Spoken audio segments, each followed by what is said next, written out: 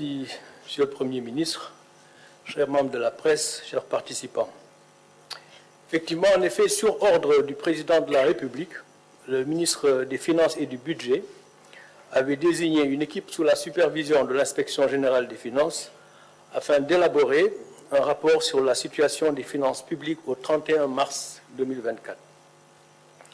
Le rapport a été établi en application de la loi 2012-22 du 27 décembre 2012 qui a transposé dans notre ordonnancement juridique la directive de l'UEMOA portant code de transparence dans la gestion des finances publiques. Cette loi dispose que, dans les 3 mois suivant chaque nouveau mandat présidentiel, la situation globale des finances publiques, et en particulier la situation du budget de l'État et de son endettement, fait l'objet d'un rapport préparé par le gouvernement. Ce rapport, audité par la Cour des comptes, est publié dans les 3 mois suivants. Alors, le président de la République, fidèle à sa doctrine Jubal-Jubanti, a tenu à respecter les dispositions de cette loi. C'est pour lui et le gouvernement une exigence de transparence, d'abord vis-à-vis des populations, mais également vis-à-vis de nos partenaires et des marchés financiers qui font confiance au Sénégal et qui devront continuer à nous faire confiance. Cet exercice de transparence et de reddition des comptes est également une nécessité pour en tirer les conséquences objectives, notamment pour le référentiel des politiques publiques en cours de finalisation pour opérationnaliser le projet. Alors, les constats. Le rapport sur la situation des finances publiques a révélé que la dette publique du Sénégal et les déficits budgétaires ont été plus élevés que publiés par les autorités sortantes et communiqués à nos partenaires durant la période 2019-2023. Le déficit budgétaire a été annoncé à une moyenne de 5,5% du PIB sur la période 2019-2023. Mais en réalité, il a été en moyenne de 10,4%, soit près du double. La dette publique a été annoncée en moyenne à 65,9% du PIB durant la période 2019-2023. Mais en réalité, elle a été en moyenne de 76,3% du PIB en raison des déficits publics plus élevés que publiés. Ainsi, à fin 2023 par exemple, la dette de l'État central, hors secteur parapublic, est à 15 664 milliards, soit 83,7% du PIB, alors qu'elle était annoncée à 13 772 milliards, ou 73,6% du PIB. Il s'agit donc d'un supplément de dette contracté et non publié de près de 1892 milliards, soit 10% du PIB de plus. Cette dette supplémentaire est principalement due à des tirages sur des prêts projets, sur financement extérieur, et des prêts contractés auprès des banques locales de façon non transparente.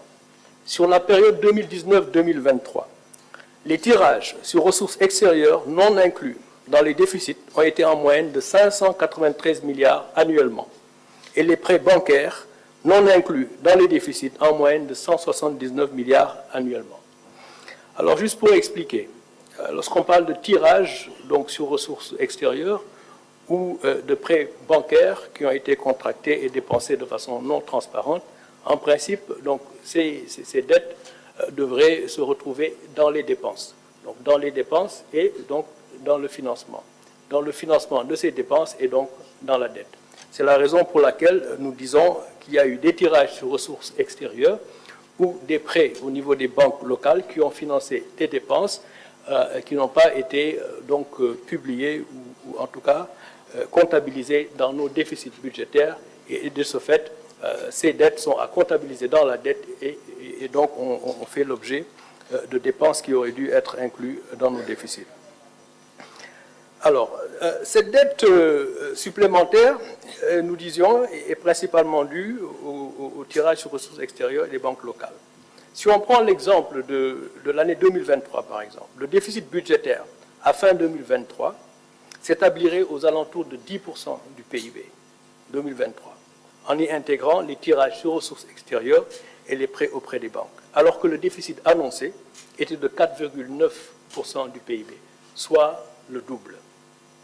Au-delà de ces chiffres sur le déficit et la dette, L'audit a également révélé que le surfinancement du Trésor public d'environ 605 milliards de francs CFA à fin 2023, c'était un surfinancement qui avait été convenu avec le Fonds monétaire international et qui devait être utilisé pour l'année 2024.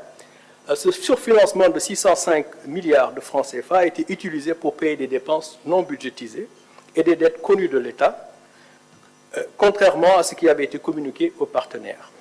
La non-disponibilité de ce surfinancement en 2024 a nécessité des emprunts non initialement programmés, notamment l'émission d'eurobonds par placement privé de 750 millions de dollars en juin 2024 dernier, et des crédits commerciaux syndiqués de 300 millions d'euros au troisième trimestre. Encore une fois, pour clarifier, il y avait un montant de 605 milliards donc, de francs CFA de surfinancement qui devait être disponible en 2024, n'est-ce pas, pour un certain nombre d'obligations. Ces 605 milliards donc, de francs CFA ont été utilisés en bonne partie et donc nous ne les avons pas trouvés dans les comptes lorsque nous sommes arrivés.